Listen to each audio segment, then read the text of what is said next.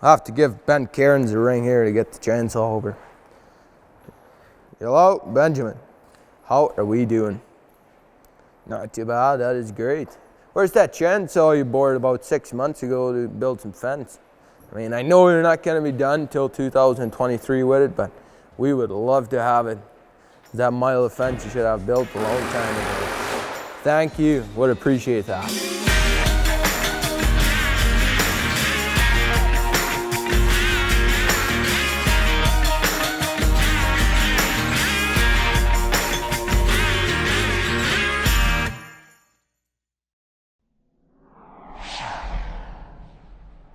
Greg and I are just looking at some used equipment that we're wanting to pick up, and driving out in the field, all of a sudden,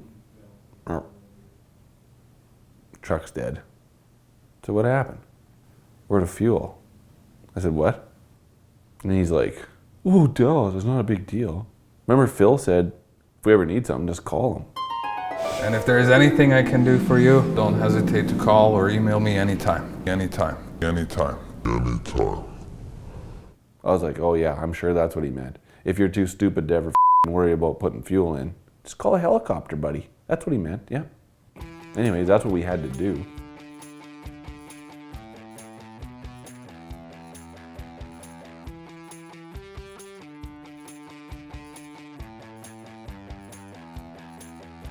Well, thanks a lot for coming to do this for us, Phil. Man, we're in quite a bind.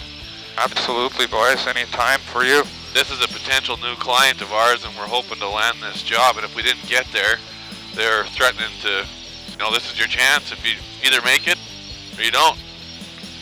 You better make it. As Dallas and Greg make every effort to get to Calgary in time for their meeting, Tyler and Mike work on a new side project. Hey, Megafoot, what's happening here? This is me and the brother. This is what we do on our days off or time to just the dog a little bit, so we do this. Okay, stop making noise. We gotta make it look like we're working for gonna have just a regroup session here. So what are we putting on here? Are we just gonna have this on a flip door so when we drive up to the unloading dock, we can just flip it down and drop them right? Like convenience. Yeah. So this is like, we've got 1, 2, 3, 4, and then we've got another 6 we're building here. The roadkill in 317 right now is just going through the roof, and we're their #1 supplier. So, yeah. I mean, all I can say, this is almost perfection in its finest. The carpenters boys here, just doing what they're good at. We sell these things for about $3.50 a piece, which is very reasonable. But, I mean, if you want them like varnished and shit, we can also do that for you, but that adds another maybe $6 grand to the cost, What are we gonna call our company? I should have thought that before we started this. Well, we don't have a company name yet. Like, we're working under OSY Rentals right now. So anyways, you are looking at it.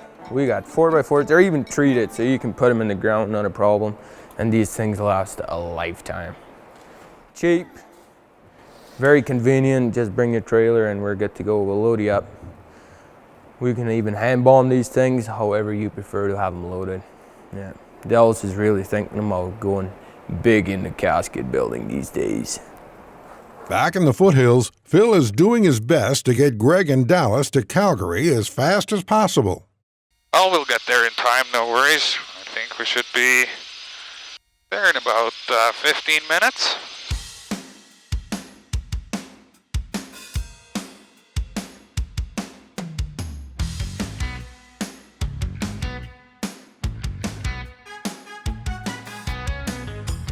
Phil drops us off right downtown Calgary on a helipad in Eau Claire. We then have to run as fast as we can, which isn't very fast, but it was fast for us.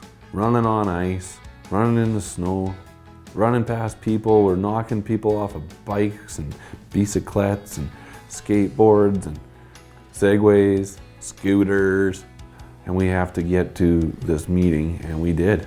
And we made it. And we sealed the deal. Hello. We made it. How you doing? Everything just worked out perfectly. It couldn't have been better, other than we have to go back and now get Greg's truck because he's a idiot. At the shop, Chad is Mike and Tyler off the coffins and back working on a tank so they can get it ready for a new client.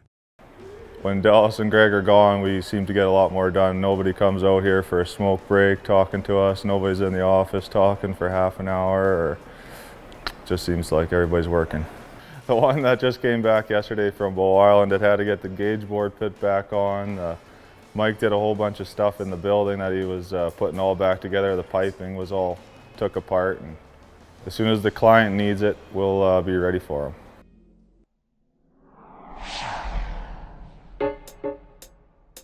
Back in Calgary, Tim has scheduled a one-on-one with Dallas to go over some of the year's successes and shortcomings. We've sold over 100 trucks. I think my reputation alone has sold 108 of them probably.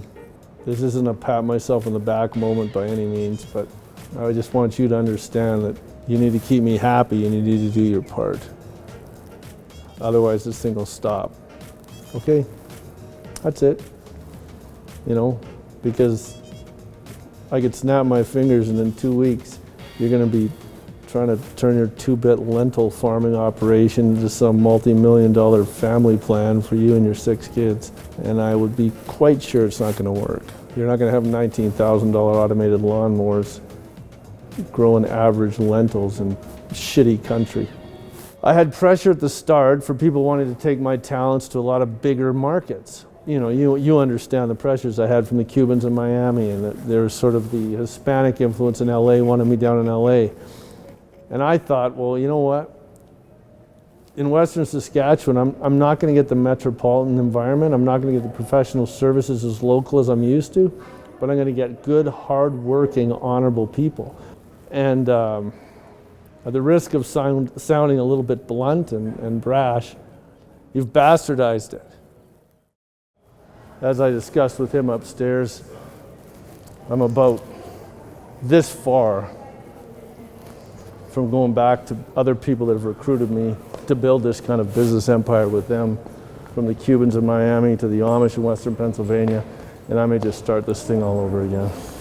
The Amish have created some challenges. They want all the engines out of there, they want the diesel out of there, and that's going to cause some performance problems, certainly with the equipment. But I'll tell you what, there's days where I'd rather get rid of the engines, I'd rather get rid of the diesel than deal with your brother.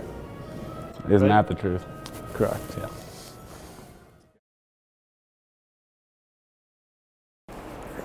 Hey.